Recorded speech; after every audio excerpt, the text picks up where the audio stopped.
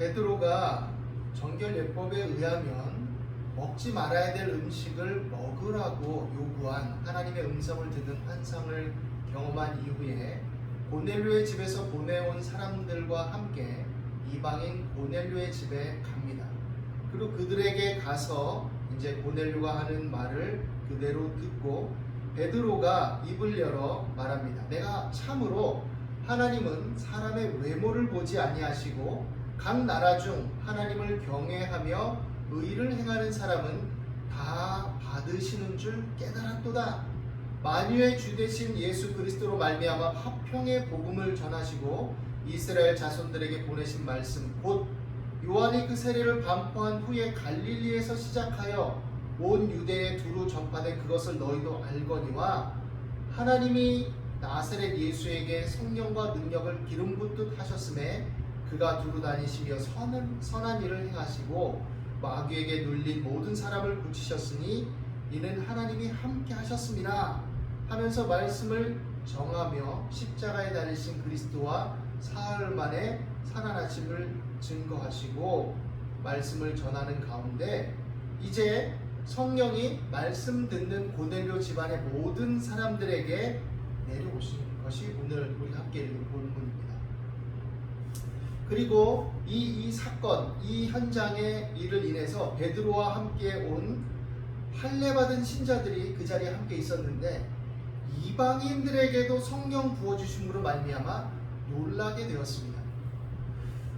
그도 그럴 것이 그들에게 있어서 하나님의 자녀라는 것은 아브라함의 후손이고 모세로 말미암아 그들에게 제사와 율법으로 언약하며 또 언약적 수단으로서의 할례를 받은 사람들에게만 국한된 것이어야 하는데 이 사람들에게도 할례 받지 않은 이 사람들에게도 하나님의 거룩하신 성령께서 임하시는 것을 보고 놀라게 된 거죠.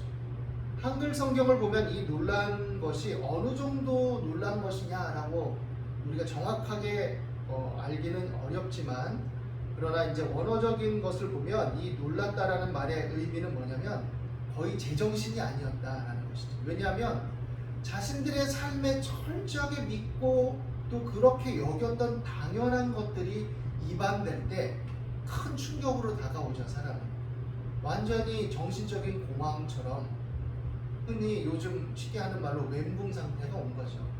완전 제정신이 아닌 것입니다. 어떻게 이런 일이 있을 수 있느냐, 어떻게 이런 일이 있을 수 있느냐 하고 완전히 놀라게 된 것이죠. 그리고 그 이유는 방언을 말하고 하나님 높임을 들었기 때문이다 라고 이렇게 말합니다. 이러한 현장에서 베드로가 이제 말하죠. 이 사람들이 우리와 같이 성령을 받았으니 누가 능히 물로 세례 베품을 금하리요. 그렇게 말한 다음에 명하여서 예수 그리스도의 이름으로 세례를 베풀라 하고 또 그들에게 세례를 베풉니다. 세례 요한이 요단강가에서 회개의 세례를 증거하면서 그에게 나아오는 사람들에게 물로 세례를 베풀었을 때 사실 그 현장은 이방인들의 현장이기보다는 이스라엘 백성들, 예수님의 오심을, 메시아의 오심을 준비하라고 요구받은 그런 이스라엘 백성들이 그 현장에 있었다고 보아야 되겠죠. 유대인들의 회개를 직접적으로는 또 먼저는 반포하고 회개를 촉구하는 그 현장이었을 텐데 이제 모든 사람에게 예수 그리스도로 말미암은 성령의 은혜가 임하였으니 물로 세례 주는 거 이거는 금할 이유가 없는 것이죠. 세례 요한도 나는 너희에게 물로 세례를 주지만 내 뒤에 나보다 더 뛰어나고 높고 고귀한 분이 오는데 그분은 내가 그분의 신발끈을 풀기도 감당치 못할 분이다. 나는 물로 세례를 주지만 그분은 너에게 성령으로 불과 성령으로 세례를 베푸시리라 라고 말씀하셨던 이것이 성취된 그 현장을 우리는 또 다른 현장을 오늘 이 말씀에서 보게 되는 것이죠. 이들의 충격은 굉장히 놀란 겁니다.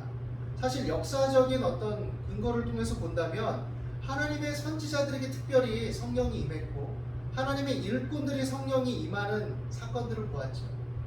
물론 지금에서야 우리가 모든 사람에게 하나님의 성령이 임할 수 있고 예수를 믿고 회개하며 하나님의 은혜를 갈망하는 자들에게 성령의 역사하심과 은혜가 임한다는 것을 믿고 알고 체험할 수 있지만, 구약적 관점에서 본다면 특별히 하나님의 성령의 가시적인 임재는, 그것은 하나님의 택한 일꾼들에게 어떻게 보면 도드라진 현상이었죠. 민수기 11장 말씀에 보면 하나님께서 모세에게 70인의 장로들을 따로 이렇게 부르라고 합니다. 그리고 그들을 회집하죠. 그리고 그들에게 하나님의 성령을, 모세에게 주신 하나님의 성령을 부어주시는 사건이 있습니다. 왜냐하면 그들이 모세를 도와서 하나님의 일들을 감당하도록 하기 위함이었죠. 그런데 그때 이제 그곳에 참여하지 않은 사람들이 있었습니다. 민수기 11장 27절에서 29절에 보면 이와 관련된 이야기가 나와요. 한 소년이 달려와서 모세에게 고하여 가로되 엘닷과 메닷이 진중에서 예언하더이다 라고 이렇게 말합니다. 이 두 사람은 모이라고 했는데 어떤 이유인지 어떤 근거 때문에 그랬는지에 대해서 밝혀주고 있진 않지만 그 모임에 나오지 않았던 사람들이에요. 모이라 했는데 오지 않았어요. 그랬는데 그들이 모이지 않았음에도 불구하고 하나님은 거기에 성령의 임하심과 은혜를 부어주셨다는 것이 나오죠. 그러자 택한 자 중 한 사람, 곧 모세를 섬기는 눈의 아들 여호수아가 모세에게 이렇게 말합니다. 내 주 모세여 금하소서.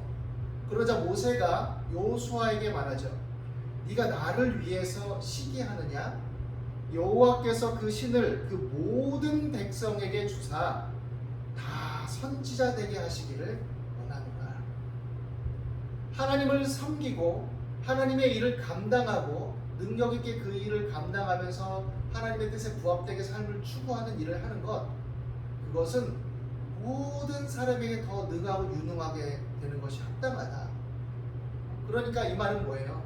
특별히 누구에게만 임하고 특별히 누구만 구별돼서 그 일을 감당하는 것이 하나님의 뜻이 아니다라는 것이죠.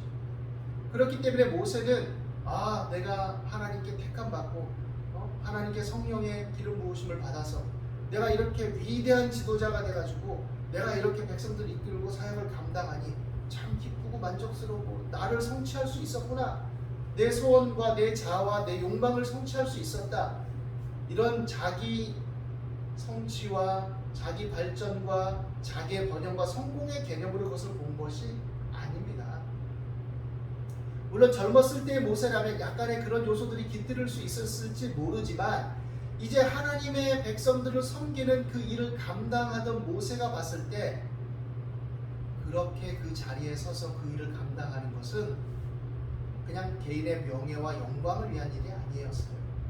진실로 그 일의 의미를 알았을 때는 하나님의 뜻에 부합되게 섬기고 사랑하고 또 계속해서 사실 현장 속에서 하나님을 거스리는 죄인된 속성을 따라 죄된 욕망을 따라 계속해서 곁길로 가는 사람들을 하나님의 뜻에 부합되게 살도록 섬기고 이끄는 그런 아주 중요하고 또 심각하고 때로는 신중해야 되고 헌신해야 되고 그런 마음을 가져야 되고 하나님의 마음을 또한 헤아리고 같은 마음을 품고 그런 사람들을 품고 기도하고 사랑해야 되는 그런 일들이었던 것이죠. 그러니까 나만 충만해서 이렇게 하는 것 그거 자체가 의미 있는 게 아니야. 여호수아야, 네가 나를 위해서 시기하냐? 나는 다 그렇게 되기를 원해. 모든 백성들이 다 성령 충만해서 선지자같이 되기를 원해. 다 그런 삶을 살기를 원해. 이렇게 말하고 있는 것이죠. 오늘 그것의 성취를 우리는 한 단면을 보게 됩니다. 예수님의 십자가의 대속의 은혜와 그 사역으로 말미암아 죄를 회개하고 하나님께 나오는 모든 자들, 하나님을 경외하며 하나님의 의를 따라 살아가기를 원하는 사람들, 그런 사람들에게 부어주시는 성령의 은혜와 역사하심을 우리는 보게 되는 것이죠. 그리고 그것을 통해서 하나님을 섬기는 일에 편만함, 하나님의 뜻에 부합된 사람들의 성숙과 그 열매 맺는 일에 보편화, 이런 것들을 추구하고 바라보는 하나님의 백성, 하나님의 자녀됨의 그런 실제적인 것들을 우리는 보게 되죠. 사람이 보면 참 묘한 것이 착한 일도 독점하기를 원하는 사람들이 있습니다. 이게 참 희한한 말이라고 여겨질지 모르지만 착한 일을 추구해요. 그리고 선한 일을 합니다. 누가 막 힘들다 그러면 가서 돕고, 뭔가 어려운 사람이 있으면 막 나서서 뭔가를 하려고 하죠. 그런데 그 일을 자기만 하려고 해요. 좀 이상하게 들릴지 모르지만 주변에 알려서 힘을 합쳐서 같이 하면 좋은데, 자기만 먼저 가서 그 사람과 접촉해서 막 돕고 영향을 발휘하고, 자기만 막 또 뭔가 그 일을 먼저 추구해서 일들을 이루어내고, 그리고 나서 나중에 얘기를 해서 뭔가 좀 뒤에 가서 그냥 약간 수습하듯이 그렇게 하도록 만드는 사람이 있어요. 물론 착한 일을 하는 건 좋죠. 그런데 그 이면이 뭘까 참 궁금해지는 사람이 있습니다. 주변에 알리면 그 도움을 받는 사람에게도 더 다각적으로 다채롭게 풍성하게 도움을 줄 수 있는 사안인데, 자기만 가서 도와요. 그리고 결과적으로 자기만 착한 일을 해서 뿌듯하고, 또 그 도움을 받은 사람이 자기에게만 고마움을 느끼게 만드는, 결과적으로는 그런 의도인지 아닌지 잘 모르겠지만 그런 유형의 사람들이 있죠. 심리적으로 뭔가 인정받는 것에 메말라 있던지, 아니면 뭔가 자기만의 것을 성취해서 자기가 뭔가를 추구하고 획득하기를 원하든지, 뭐 여러 복합적인 심리가 있겠죠. 하나님의 일을 행하고 착한 일을 하고 하나님의 자녀답게 사는 것들이 보편화돼야 되는 것이죠. 교회에서도 하나님을 섬기는 일에 있어서 자기만 독점하려는 경향을 가진 사람들이 있습니다. 그래서 나만 인정받아야 되고, 또 다른 사람에게 인정이 가거나 칭찬이 가면 뭔가 모르게 자기가 위축되고 뭔가 좀 소심해지고, 그런 유형의 마음을 가진 사람들이 있어요. 저는 그분들을 비난하려고 이런 말을 하는 것이 아니라, 그렇다면 내가 왜 그럴까라고 생각을 해봐야 돼요. 그리고 그것을 놓고 하나님께 기도하면서 자신의 마음을 어루만져 주시고, 또 그 근본적인 문제에 대해서 하나님의 위로와 치료가 임하기를, 또 때로는 교회 지도자들이나 또 성숙된 상담자들이나 또 전문적인 상담자들이 있다면 그런 분들의 도움을 통해서 나의 인격과 개성의 어떤 구조들에 대해서 인간의 하나님이 주신 지혜와 지식으로 말미암아 연구된 그런 성과들을 적절하게 이용하는 것들도 때로는 필요합니다. 하나님의 은혜를 받고 성령의 충만을 받으면 모든 것이 다 통달되는 게 아니에요. 때때로 우리가 그런 착각 속에서 살아가는 경향들이 있는데, 성령 충만 받으면 물론 분별력이 더 생기고 직감적인 어떤 은혜의 감각들이 발달할 수도 있고, 하나님의 말씀을 읽고 연구하면서 그 지혜가 또 생겨날 수도 있고, 다른 지식을 습득하는 데 있어서도 하나님이 조금 더 능력을 부어주시는 것들을 체험하는 경우가 있을 수 있죠. 그런데 성령 충만하고 성경 많이 읽었다고 해서 내가 배우지 않은 경제학적인 지식, 의학적인 지식이 나한테 저절로 생긴다든지, 이 복잡한 정치, 외교적인 현안의 문제들에 대한 분석과 파악력이 막 저절로 생긴다든지 그런 게 아니에요. 어떤 지적인 내용이나 이런 것들을 봤을 때 개인의 어떤 지적인 성숙도에 따라서 그것을 예리하게 분별하는 능력들은 좀 주어질 수도 있다라고 저는 생각을 합니다. 그렇지만 그렇다고 해서 내가 정교하게 배우지 않은 지식들을 그 전문가들보다 더 많이 알고 알게 되고 획득되는 것이 아니란 말이죠. 오늘날 하나님의 자녀들이 종종 범하는 실수 중에 하나가 이런 것들이라고 저는 생각합니다. 때로는 지도자들, 목사님들이라고 일컫는 분들 중에도 하나님의 은혜를 체험한 것 그 자체가 뭔가 과잉된 자기 어떤 확대가 되어가지고 다른 전문적인 영역까지 자기가 다 선생 노릇을 하는 경우들이 있어요. 그것은 온당하지 않습니다. 그 지식들을 어느 정도 습득하고 또 듣고 그 범주 내에서는 분별하고 또 직감적인 능력을 발휘할 수도 있고, 윤리 도덕적인 차원에서 조금 더 하나님의 말씀에 부합되게 판단하는 능력은 있을 수 있어요. 그러나 그 전문적인 지식들을 다 알고 획득해서 예리하게 그것을 분별해낼 수 있는 것은 아니라는 얘기죠. 그렇기 때문에 하나님의 은혜를 받은 믿음의 자녀들이 자신이 전문적이지 않은 영역에 함부로 경거망동하지는 말아야 됩니다. 물론 우리는 이 시대를 살면서 다양한 지식과 정보를 접하면서 나름의 그것들을 분별하고, 또 때때로는 하나님의 자녀로서 말씀에 부합된 차원들을 분별해 나갈 수가 있지요. 그러나 어떤 범위 내에서 감당할 수 있는 것이고, 또 자신이 일반적인 지식과 정보들을 획득하고 또 공부하고 연구한 어떤 지적인 축적에 관계된 그런 성숙도에 따라서 어느 정도 분별력이 생기고 조금 더 깊어지고 예리해질 수가 있는 것이지, 그것들을 뛰어넘는 것은 아니다라는 것을 좀 생각해 봐야 될 것입니다. 사도 바울은 여러 가지로 통달했는데요. 맞아요. 사도 바울은 성령 충만한 사람이었지만 당대 모든 학문과 문물을 익혔기 때문에 조금 더 정교하게 접근할 수 있는, 그 당대의 어떤 철학가들과도 그것이 옳고 그르든 간에 논쟁을 하면서 분별 있게 얘기할 수 있는 요소들도 가지고 있었던 것이죠. 그런 면에 있어서 우리가 하나님의 은혜로 성령 충만받고 그 은혜 안에 거하는 것 귀하고, 하나님의 자녀요 신자답게 살아가는 데 있어서 정교하고 예리한 신앙적 감각과 또 분별력과 말씀에 대한 윤리적 분별력이 증대되고 또 정교해지고 타당해질 수 있지만, 그러나 다른 부분에 있어서 우리가 좀 더 주의를 기울이고 겸손하게 살아가야 된다는 것들을 생각할 수 있게 되기를 바랍니다. 하나님의 은혜로 말미암아 이방인들에게도, 할례받지 않은 이방인들에게도 하나님의 성령의 은혜가 임한 이 사건을 통해서 우리는 하나님의 진정한 원하심이 무엇인지를 생각해 봐야 돼요. 그것은 뭐냐? 이스라엘 백성만 구원받는 것이 아니었다라는 것. 그것을 알아야 돼요. 아브라함에게 하나님께서 말씀하신 것도 이미 드러납니다. 하나님은 모든 인생들을 창조하신 창조주 하나님이시기 때문에 사실상 모든 사람들이 하나님을 경외하고 의와 평강과 희락을 누리며 하나님의 형상을 회복하고 그에 합당한 삶을 누리기를 당연히 원하신 것이죠. 아브라함을 택하셔서 그 민족적 번성과 또 제사장 나라됨을 얘기하셨지만, 그럼에도 불구하고 너와 내 후손 속에는 모든 민족과 나라들이 포함되어 있었어요. 그들에게 의와 공도를 행하게 하기 위해서, 쉽게 말하면 하나님의 자녀의 어떤 형상을 회복하게 하기 위해서 그를 택하신 것이라고 분명히 말씀하셨던 것이죠. 그렇기 때문에 오늘 이 사건은 믿는 모든 사람에게 하나님의 은혜가 임하고, 예수 그리스도의 십자가의 은혜는 남녀노소 빈부 귀천을 막론하고 인종 종교 다 떠나서 하나님 그들에게 초월적으로 임하셔서 그들을 구원하시기를 원하시고 구원하실 수 있음을 보여주는 사건이다라는 것을 생각하게 해주는 것입니다. 그리고 그러한 믿음의 자녀들에게 요구되는 것은 무엇이냐? 하나님의 말씀 안에서 자라가는 것이죠. 이 두 가지가 잘 균형을 맞춰야 됩니다.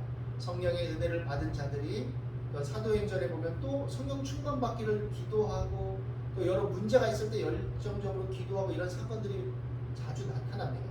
그리스도인의 표징은 성령 충만 받는 삶으로서 늘 기도하는 삶으로 귀결돼요. 이런 부분에 있어서 저와 여러분이 다시금 좀 느슨해진 삶들을 돌아보고 또 일어설 수 있게 되기를 바랍니다. 하나님의 은혜로 말미암아 성령 충만함을 받고 은혜를 받고 또 그와 더불어서 세례를 받은 이 자들이 베드로에게 이제 며칠 더 머물기를 청하는 것으로 오늘 우리가 읽은 본문은 끝이 나죠. 며칠 더 머물기를 청했습니다. 그것은 무엇이냐? 또 체험하게 해주세요. 또 체험하게 해주세요. 또 방언을 계속하게 해주세요. 이런 것이 아니에요. 은혜를 체험하고 하나님의 은사들을 누리고 다 좋지만 며칠 더 머물기를 청한 것은 그로 말미암아 베드로가 앞서서 했던 그 말씀, 예수 그리스도로 말미암은 그 은혜에 대한 증언들, 그리고 그 말씀들을 좀 더 듣기 위함이죠. 하나님의 은혜를 받아 누리고 성령 충만 받고 그 은혜 안에 사는 것, 은사를 누리는 것 중요하지만 더 중요한 건 뭐냐? 이제 그 은혜를 힘입어서 하나님의 말씀들을 체계적으로 배워가면서 분별력과 지식과 지성을 갖춰 나가야 되는 것이죠. 그것을 통해서 말씀에 대한 분별력을 가지고 살아가는 것이죠. 단순한 교리적인 명제적인 지식들을 습득하는 것만으로 그쳐서는 안 됩니다. 하나님의 말씀을 그 맥락과 문맥에 맞게 잘 읽고 그로 말미암아 그래서 하나님께서 정말 원하시는 것이 무엇인지를 살피고 이해가 되지 않을 때 하나님께 기도하고 지도자들의 도움을 청하고 또 건전한 신앙 서적들이나 여러 가지 또 책들을 참고하고 또 우리의 지성을 단련시켜주는 일반적인 책들 중에서도 또 좋은 건강한 책들을 통해서 지성의 발전을 도모하고 이런 것들이 병행되어져 나갈 때 그 속에서 우리가 분별 있는 삶이 더 구체화되고 체계적으로 이루어지게 되는 것이죠. 영적인 분별력이라는 것은 직감적인 것도 있지만 하나님의 말씀에 대한 이해와 연구와 또 그로 말미암은 삶의 적용 속에서의 체험들이 풍성해질 때, 그리고 우리의 지성을 단련시켜준 일반적인 학문들과의 어떤 조우 속에서 그런 것들을 통해서도 조금 더 확장하면서 적용의 깊이와 범위를 더하게 될 때, 그때 우리가 더 견고해지는 것입니다.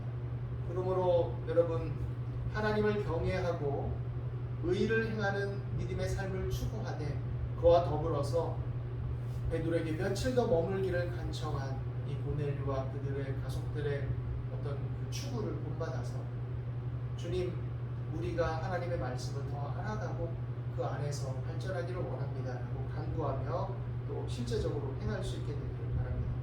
오늘 이 말씀 안에서 우리에게 베풀어 주신 그 은혜와 사랑, 성령의 은혜를 다시금 되새기고 또 그 안에서 우리가 믿음을 더욱더 확장하고 힘있게 적용해 나갈 수 있는 삶을 추구할 수 있게 되기를 예수님의 이름으로 축원합니다. 기도하겠습니다. 하나님, 이 시간에도 우리 가운데 함께 하심을 감사합니다. 주의 성령으로 우리를 더욱 충만하게 하여 주시고 그러므로 주 안에 더욱 깨어 기도하게 하시며 그 안에서 하나님의 말씀을 통해 여러 세상의 지식과 가치 체계들을 잘 분별해 나가게 도와주옵소서. 이를 위해서 다양한 학문과 정보들을 또 각 사람에 따라 합당하게 잘 익히고 분별해 나가며 적용의 범위를 넓혀 나가게 하시고 또 그 안에서 믿음 안에 또 진실하고 담백하며 경건한 삶을 추구하는 분별 있는 사람들이 될 수 있도록 인도하여 주옵소서. 우리에게 온유하고 겸손한 마음을 주시되 또한 담대하고 성령으로 충만하게 하여 주옵소서. 감사와 찬송을 드립니다. 예수 그리스도 이름으로 기도드립니다.